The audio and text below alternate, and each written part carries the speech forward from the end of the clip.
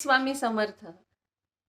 आपण देवाची पूजा करताना जर हे 3 संकेत मिळाले तर समजून जा की लवकरच तुमचं नशीब चमकणार आहे. तर हे 3 संकेत कोणते आहेत हे जाणून घेऊया. त्यापूर्वी माझ्या चॅनलला सबस्क्राईब करा आणि व्हिडिओला लाईक करा. चला तर मग जाणून घेऊया. पहिला संकेत, जर तुम्ही देवापुढे दिवा प्रज्वलित केला आणि त्या दिव्यामध्ये जर फूल बनले असेल तर समजून जा की तुमच्या पूजेचा देवाने स्वीकार केला आहे. देव तुमच्यावर प्रसन्न झाले आहे. दुसरं, पूजा करताना जर कोणी पाहुणे आले किंवा ब्राह्मण आले किंवा आपले कोणी नातेवाईक आले तर हा सुद्धा खूप शुभ संकेत मानला जातो. तिसरी गोष्ट, पूजा करताना आपण देवाला फुलं वाहतो.